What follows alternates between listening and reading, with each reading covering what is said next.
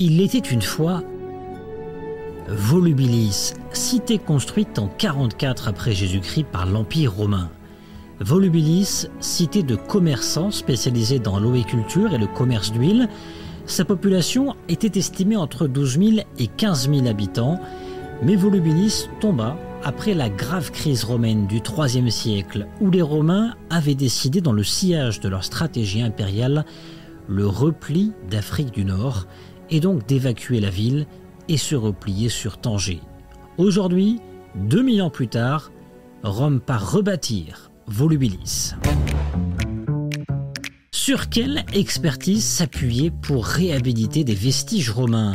Sur Rome, bien sûr. Depuis 2013, l'Italie et le Maroc collaborent pour la restauration du patrimoine marocain. Aujourd'hui, un partenariat est en cours pour restaurer des mosaïques et autres vestiges de la cité de Volubilis. Alors, quelle est l'histoire de ce lieu mythique ? Comment cette restauration se déroule ? Passage au scan. Je suis Landry Benoît, vous écoutez Le Scan, le podcast actu de Tel Quel. Et ce vendredi 25 novembre 2022, je vous propose un petit tour dans l'histoire romaine du Royaume du Maroc.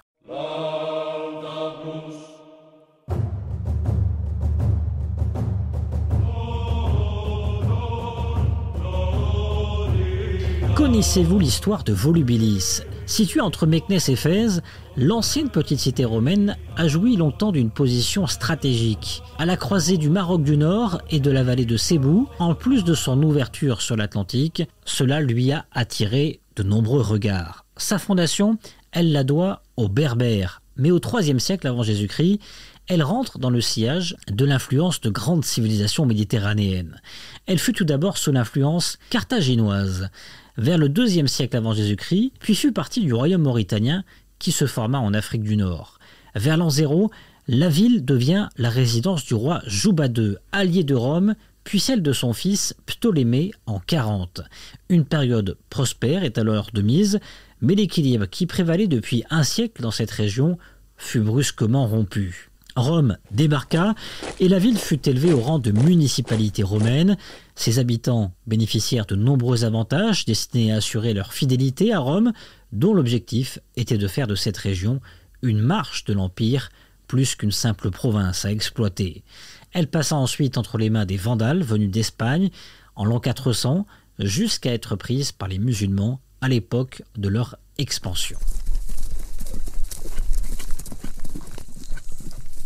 Aujourd'hui, cette cité historique est réhabilitée par un projet de restauration, un projet financé par un accord entre l'Italie et le Maroc et réalisé par la direction du patrimoine du ministère marocain de la Culture et l'Université de Sienne. Youssef Riara est le directeur du patrimoine marocain au ministère de la Culture. Il nous explique cette collaboration. Donc le département de la culture, à travers la direction du patrimoine, a développé tout un programme de restauration, de mise en valeur, de sauvegarde d'un bon nombre de sites historiques marocains, sites archéologiques, sites historiques. Et Volubilis figure en bonne place dans ce programme qui inclut plusieurs interventions qui sont financées donc par le département de la culture, mais aussi par nos partenaires institutionnels comme la région, Fès Meknès par exemple, qui est active avec nous. Et il y aura plusieurs interventions, par exemple, si je cite le site de Volubilis, donc on a un traitement paysager qui va se faire, on a la restauration de pas mal de sites ici, on a aussi l'instauration d'un circuit de visite, les structures d'accueil, et la refonte du centre d'interprétation du patrimoine du site et pas mal d'autres interventions qui vont mettre en valeur le site. Faut-il le rappeler, est un site classé patrimoine mondial. Donc on doit être dans les standards, comme on dit, pour vraiment honorer la renommée de ce site et de notre pays. Et de son côté, Jessica Ferrero est chargée de programmes de coopération avec l'Agence italienne pour la coopération et le développement. Elle nous parle également de cette collaboration entre l'Italie et le Maroc.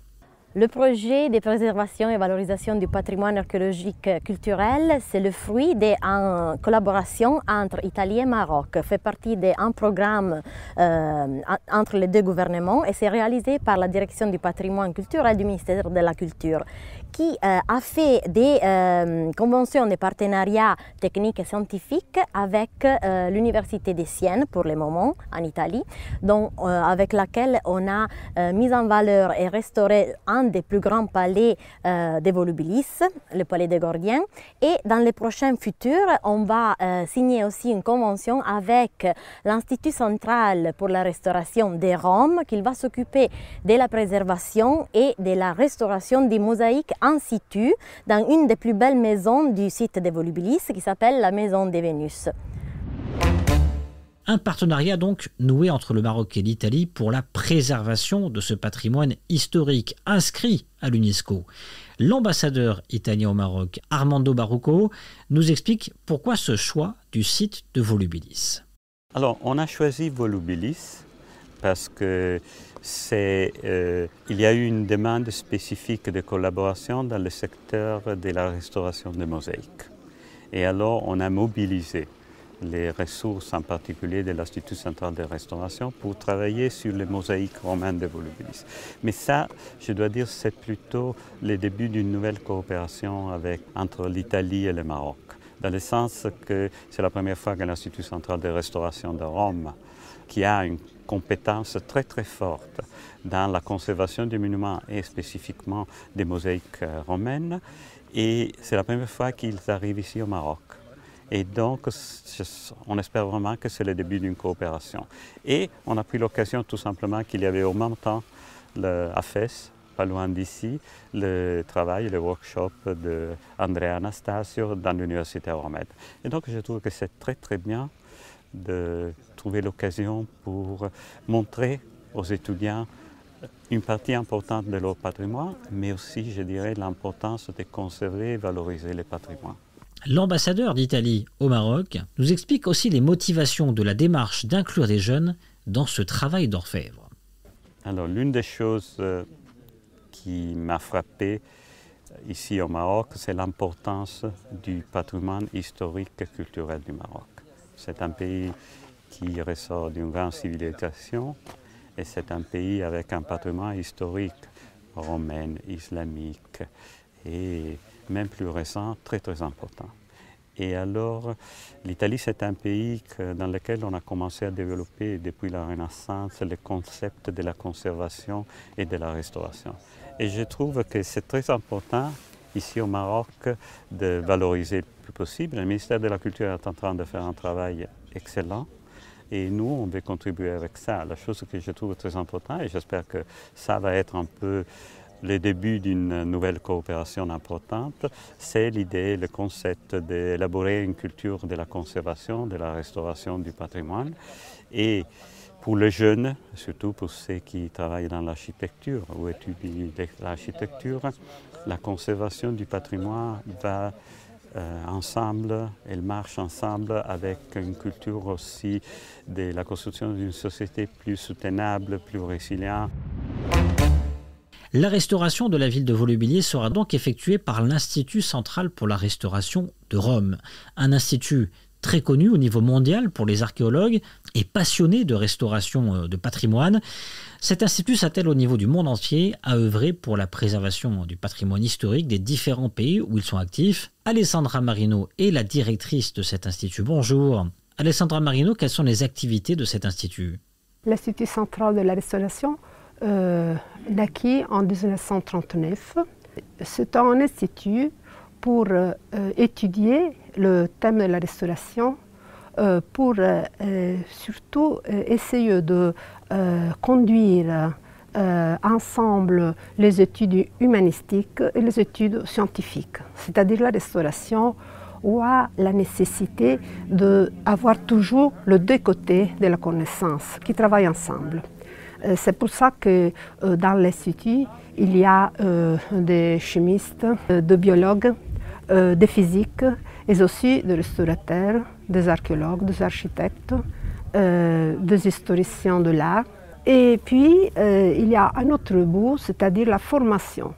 Former le personnel qui va travailler dans la restauration. Alors, il y a une école.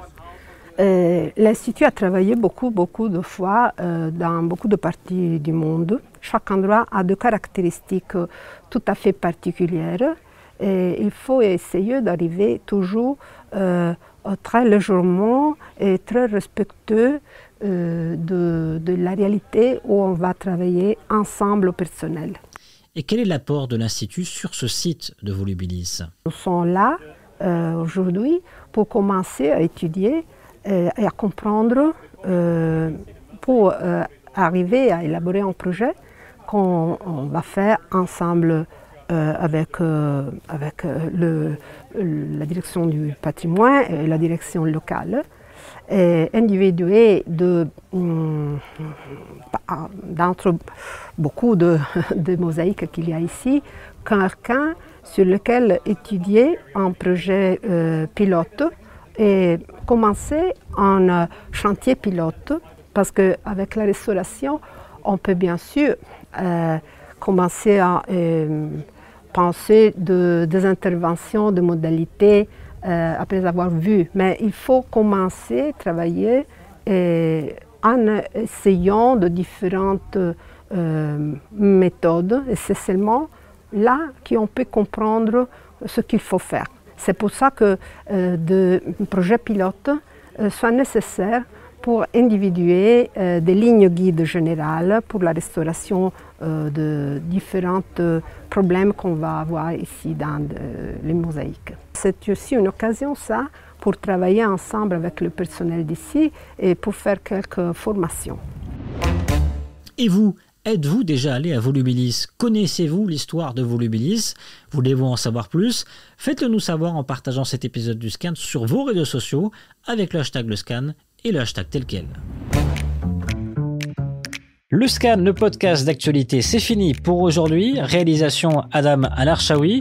N'hésitez pas à vous abonner sur le site telquel.ma et à nous retrouver chaque jour du lundi au vendredi sur toutes les applications de plateformes de podcast et de streaming.